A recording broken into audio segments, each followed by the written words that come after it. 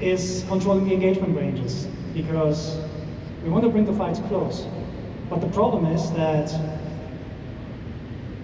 well, how do I put this? Weapons usually, in order to bring them close, what the game does usually do is they just restrict the ranges. Like in the PU, a lot of the weapons have exactly a range of 1,400 kilometers, which means often the fights occur at 1,399 meters. This is not a good way for us to control the weapons. And we tried out things like damage fall off, so that bullets get more damaging the closer you are. But the problem there is how do you communicate that to the player? So we're going to do a couple of different things with that in the future. Let's see when the graph comes in. Okay, so show of hands or show, which of you has an Ares? Okay, as an Ares pilot, you might know the following problem. You have a target. You're going to aim at it. And then you, this is, what the? Okay, I need to go back. Okay, there's actually some stuff not there anymore, I don't know. What happens when you aim with your crosshair over the pip is that you actually not aiming at the pip. The legacy system gives you a pip which does not show you where the weapon meets the pip. The new aiming system actually produces the pips based on where the weapon sees them and reprojects them on the target. That means the aiming information you're getting is actually much, much more precise. And this is a very interesting, sorry, I said the completely wrong thing. I'm sorry, I'm nervous. Okay, controlling weapon ranges, sorry. I do it now, sorry.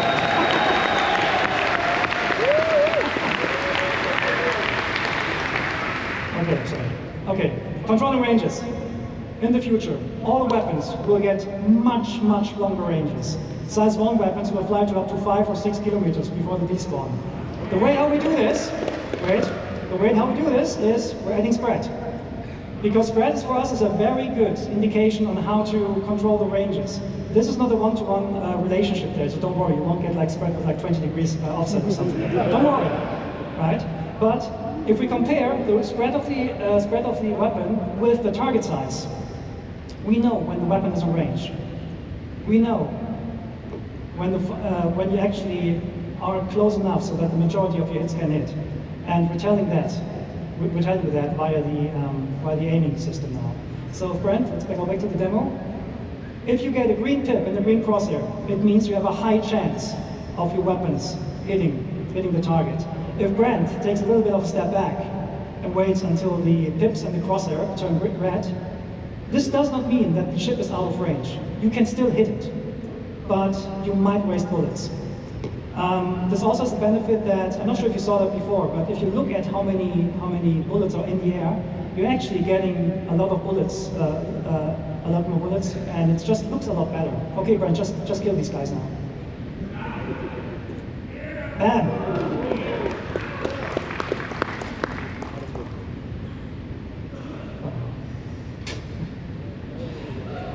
Okay, so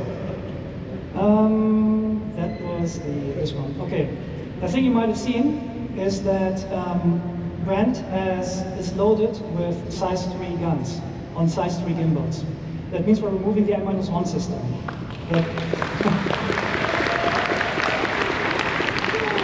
The reason for that is the original intention of like controlling the performance between joystick and mouse players just didn't work out, but the new aiming system is flexible enough to deal with these differences. So we're just removing it and keep going. So, next point, pip grouping. If you have different weapons with different projectile velocities, you will get different pips.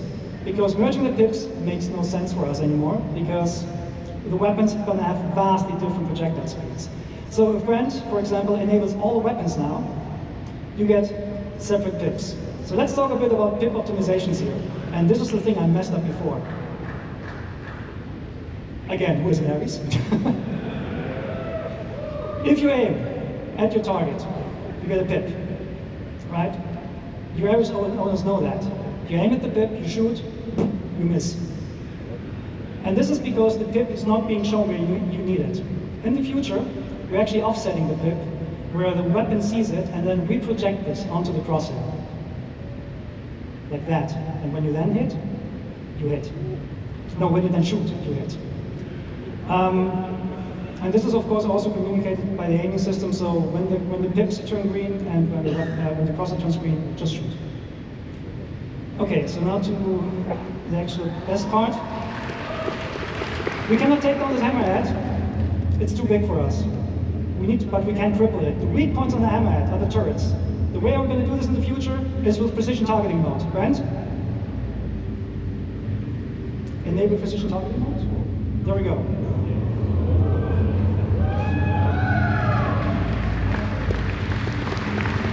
What this does, it does three things. You get this full zoom on the target. You get a lower RPM of your weapons, which increases or decreases the spreads for more precision, and you get the painting mechanic. Anywhere where you put your crosshair on that ship, it will tell the gimbal system where to aim at. So if Brent now attacks the turrets, your aiming system will automatically lead the shots.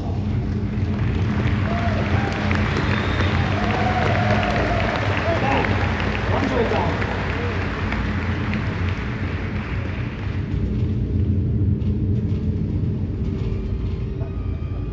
So, this hammerhead now understood that it's not good, it doesn't stand a chance right now, but this will be the way how you in the future will fight against sub-targets and so on. The good thing about this, it also works even without painting the target directly, so you can do very, very precise warning shots, and there's no aim assist that kind of like destroys your aiming processes. Okay, so the fight is now over. Sorry, I need to rush this a little bit because I messed up stuff before. And we're going to look at Pyro 3. Okay, Brent, switch to nav mode and bring us down to the landing spot. So Pyro 3 is also called Bloom. It's a very big planet with a nice atmosphere. And, oh, something wrong with the throttle? Oh well, something's wrong with the throttle. We'll try to go down as fast as possible now.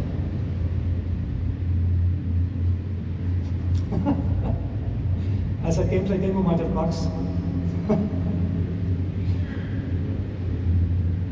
Okay. Can we go there now? Okay.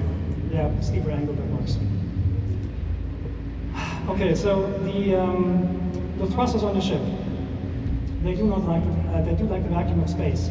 They're talking spaceships here, right?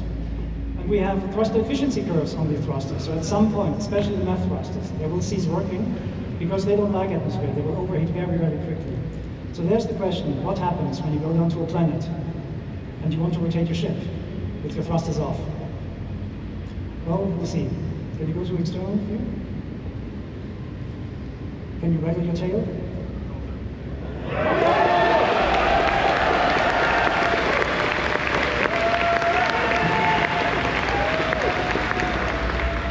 First person? Okay, so what you see here is the new aerodynamics model. Because obviously our left stick is somewhat damaged or so, we can't be as fast as we want. Actually, Brian, can you try a WS on the keyboard instead? Oh, it doesn't work. Oh. No, it doesn't. Yep, okay.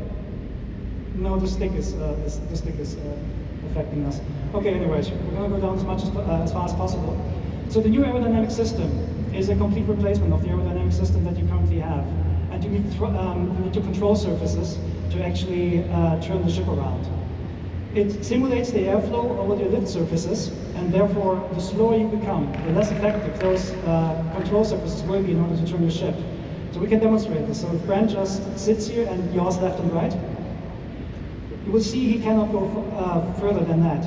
That is in line with what real airplanes also experience when they're trying to use the rudder to yaw left and right. So what Brand can do here is he can roll and he can pull to actually change his direction.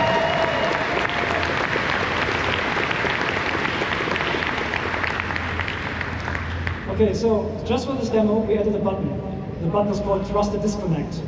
Because at the moment in the view, when you go through a planet, you're using the thrusters to rotate. We're not doing that anymore. So Brent, disconnect the thrusters, please, and put the ship into a purposeful stall. The stall happens when the airflow over a wing ceases, or over a lift surface ceases. And then at some point you will not have any authority anymore, and your ship will not turn and so on, and you will basically fall out of the sky. That is naturally a state that every plane wants to avoid naturally, right? And this is happening right here. Brent is not able to use the control surfaces right now because the ship is in a process of stalling. However, the airflow will pull the nose back into the wind, and once you have enough speed, he can actually, well, he gets authority back over his control surfaces.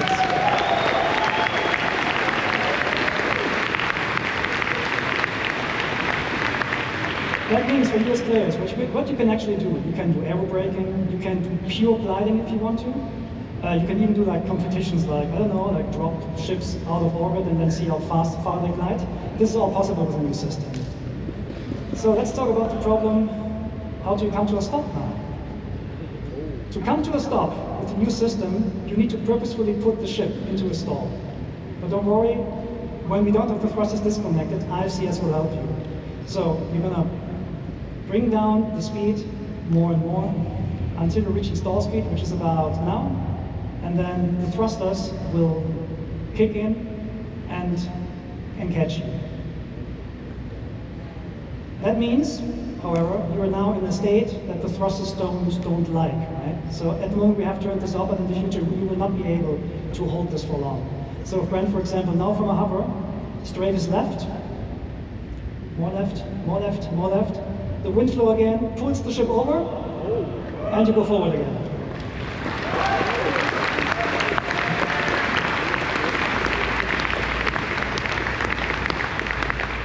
Okay, so now Brent now show us how to come to a hover, and do we have some water here? Oh yeah, there's our point, okay.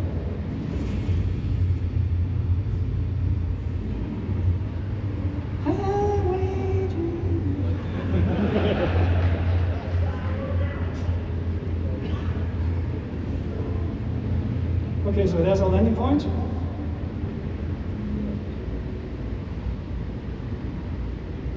Can become a little bit slower, I don't know, 100 meters per second. So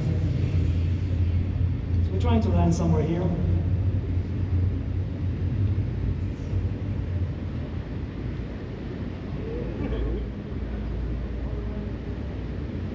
Whoa!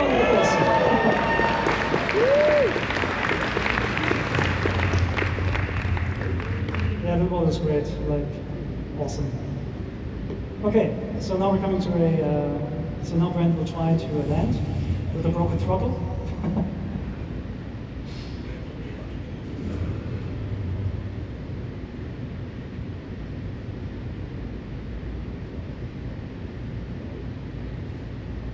And yeah, he's aided a little bit here by the landing gear, so he has landing gear on the thing, because that automatically enables precision mode at the moment, so that you're a little bit slower, but you can of course like turn this off as a player. And then you come smoothly down to a landing. The best way to land your ship is in decoupled, because you can just like very smoothly land it on the surface. And plump. And now you're going to power down the ship using the new interactions. Engines off first. Then we're in the relaxed pose again, as Ines showed before. Power off. And the canopy off. No, open, not off. Don't put the canopy off. And get out of the ship. And probably go for a swim or something. Okay, that was a bit of a buggy, bumpy ride, but thank you for taking the time with us.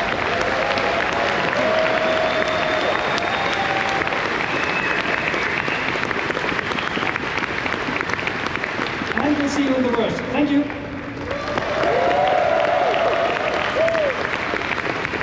Thank you so much, Yogi. Everybody, it's time for lunch. We'll be back around 2:45, so get yourself some food, get yourself some drinks, get yourself some snacks, stretch your legs, and then be back in Hall A when we come back, because from this point forward, you're not going to want to be anywhere else. We'll see you at 2:45, everybody. Take care.